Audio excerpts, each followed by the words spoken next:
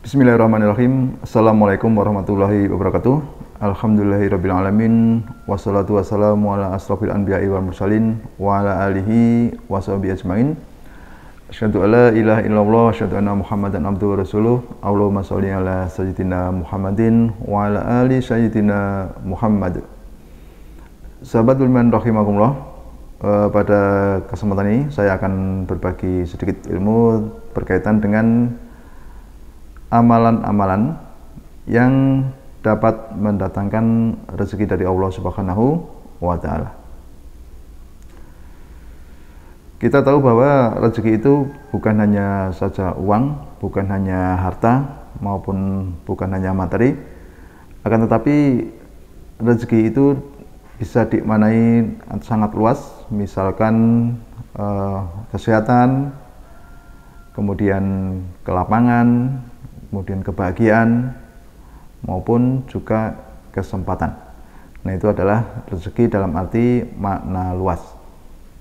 Nah, berikut akan saya sampaikan beberapa amalan. Ada 8 amalan yang dapat saya sampaikan berkaitan dengan yang dapat mendatangkan rezeki dari Allah Subhanahu wa Ta'ala. Sahabat beriman rahimakumullah, amalan yang pertama yaitu melaksanakan sholat duha.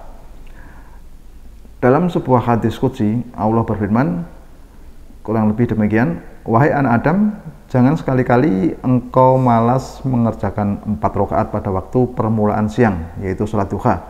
Niscaya aku akan cukupkan kebutuhanmu pada hari akhirnya." Hadis riwayat Imam Al-Hakim dan At-Tabrani.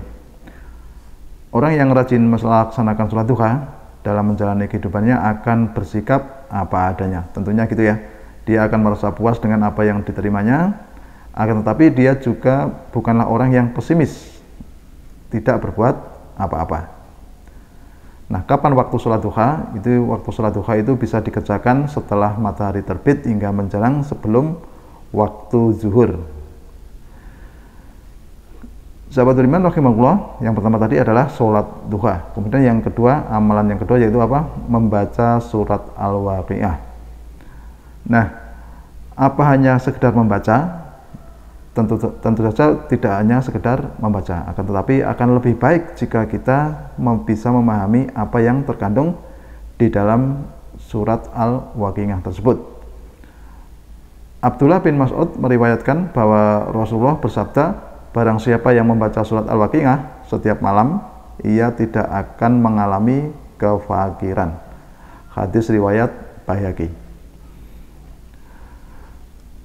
Kemudian amalan yang ketiga, memperbanyak membaca istighfar atau memperbanyak beristighfar. Menurut Muhammad Ainur Rasyid dalam bukunya yang berjudul Kaya Total dengan Ayat Kursi, nah, itu memperbanyak istighfar dan bertaubat itu menjadi salah satu amalan pembuka pintu rezeki. Nah, istighfar dan taubat ini termasuk salah satu sebab yang mana mendatangkan dan melapangkan rezeki seseorang. Selain itu dalam firman Allah surat Nuh ayat 10-12 yang artinya kurang lebih demikian, "Lalu aku berkata kepada mereka, mohonlah ampun kepada Tuhanmu atau beristighfarlah kepada Tuhanmu, sesungguhnya Dia Maha Pengampun. Jika kamu memohon ampun, niscaya Dia akan mengampuni, ya. Kemudian niscaya Dia juga akan menurunkan hujan yang lebat dari langit kepada mereka, kemudian juga memperbanyak harta dan anak-anakmu, serta mengadakan kebun-kebun dan sungai untukmu." Nah, jadi dijelaskan di sini ya, dengan memperbanyak membaca istighfar, maka bisa diartikan sebagai aliran rezeki yang terhambat akan mengalir kembali. Nah, istighfar juga berhubungan dengan apa? Rezeki dan urusan hidup manusia. Nah, itu adalah yang ketiga ya, membaca apa? Istighfar. Kemudian Rasulullah juga bersabda, barang siapa yang memperbanyak istighfar, maka Allah akan melambangkan setiap kesusahan, memberi jalan keluar setiap kesusahan, ya. Kemudian juga memberi jalan keluar setiap kesukaran dan rezeki tanpa diduga-duga. Hadis riwayat Abu Dawud dan Nasai. Sahabat beriman rahimahullah, kemudian yang keempat, amalan yang keempat yaitu memperbanyak sedekah. Kita tahu bahwa dalam Islam ya, kita sudah yakin bahwa mengeluarkan sedekah tidaklah membuat seseorang miskin. Bahkan sedekah itu menjadi salah satu amalan yang dapat membuka pintu rezeki. Rasulullah bersabda kepada Zubair bin Awam, "Hai Zubair, ketahuilah bahwa kunci rezeki hamba itu di atas aras yang dikirim oleh Allah Azza wa Jalla kepada setiap hamba sekedar nafkahnya. Maka siapa yang memperbanyak sedekah kepada orang lain, niscaya Allah memperbanyak baginya. Dan siapa yang menyedikitkan, niscaya Allah menyedikitkan baginya." Hadis riwayat Daruqutni dari Anas radhiyallahu anhu. Kemudian yang kelima, amalan yang kelima yaitu menjaga silaturahmi.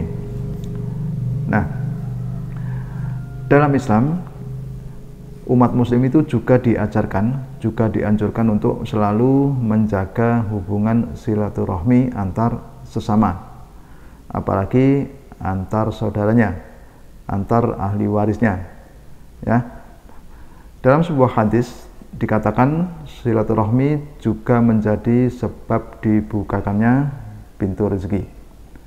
Nabi Muhammad pernah bersabda, siapa yang suka dilapangkan rezekinya dan dipanjangkan umurnya, hendaklah ia menyambung hubungan silaturahmi. Hadis riwayat Al-Bukhari. Kemudian amalan yang keenam yaitu memperbanyak zikir pembuka pintu rezeki. Nah, beberapa zikir dapat membuka pintu rezeki jika diamalkan. Hal ini dijelaskan oleh Ahmad Zainal Abidin, ya, dijelaskan oleh Ahmad Zainal Abidin dalam buku Cara Kaya. Nah, dalam buku tersebut disebutkan bahwa Nabi Sulaiman itu menjelaskan beberapa zikir yang dapat dibaca untuk mempermudah datangnya rezeki. Yang pertama yaitu apa? Memperbanyak membaca la haula wala quwata illa billah. Dalam sebuah hadis dijelaskan bahwa Rasulullah pernah bersabda, barang siapa yang lambat datang rezekinya, hendaklah memperbanyak mengucapkan la haula wala quwata illa billah. Hadis riwayat At-Tabrani. Kemudian zikir yang kedua apa? Membaca la ilaha illallah al-malikul hakul mubin. Dalam sebuah hadis disebutkan, barang siapa setiap hari membaca la haula atau la ilaha illallah al-malikul hakul mubin. Jadi barang siapa yang setiap hari itu membaca la ilaha illallah al-malikul hakul mubin, maka bacaan itu akan menjadi keamanan dari kefakiran dan menjadi penentram dari rasa takut dalam kubur. Nah, kemudian zikir yang ketiga apa? Yaitu membaca surat Al-Ikhlas. Sebagaimana sabda dari Rasulullah, barang siapa yang membaca surat Al-Ikhlas ketika masuk rumah, maka berkah bacaan menghilangkan kefakiran dari penghuni rumah dan tetangganya. Hadis riwayat At-Tabrani. Kemudian yang keempat yaitu apa? Membaca subhanallahi wa bihamdihi subhanallahil azim. Nah, ini adalah juga zikir yang dapat mendatangkan rezeki. Dimanapun kita berada, setelah sholat, ya, misalkan setelah sholat wajib, maka kita juga dianjurkan untuk membaca subhanallahi wa bihamdihi subhanallahil azim. Lebih-lebih setelah sholat subuh itu ya, setelah sholat subuh kita berbanyak zikir ini, subhanallahi wa bihamdihi subhanallahil azim. Sahabat beriman rahimahullah, kemudian yang ketujuh, amalan ketujuh ya, itu untuk mendatangkan rezeki yaitu apa? Memperbanyak sholawat Nabi. Nah, tidak hanya memperbanyak zikir, memperbanyak sholawat juga dapat menjadi amalan yang dapat membuka pintu rezeki. Menurut sebuah hadis, orang yang bersholawat kepada Rasulullah sebanyak 1 kali, maka Allah akan bersholawat kepadanya 10 kali. Nah, itu adalah pahala dari Allah Subhanahu wa taala.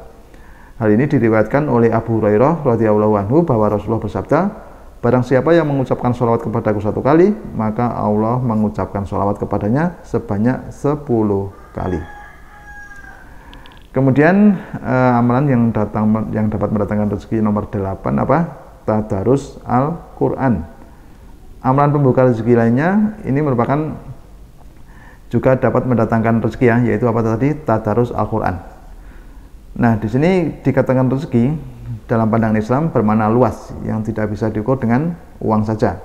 Akan tetapi kita tahu bahwa rezeki itu bisa, tadi saya sebutkan, bisa berupa kesehatan, juga bisa berupa kebahagiaan. Nah, Abu Hurairah radhiyallahu anhu berkata, Nabi SAW bertanya, apakah salah satu dari kalian senang jika saat kembali kepada keluarga ia mendapati 3 ekor unta betina yang besar dan gemuk? Kemudian kami menjawab, ya. Kemudian Rasulullah bersabda, 3 ayat Al-Quran yang dibaca dalam sholat lebih baik baginya dari 3 ekor unta betina yang besar dan gemuk. Nah, begini, di sini juga sebagai gambaran saja, ketika mendapat 3 ekor unta yang besar dan gemuk, otomatis orang itu sangat senang sekali, ya. Bahkan kebahagiaan itu pun melebihi apa yang dia rasakan.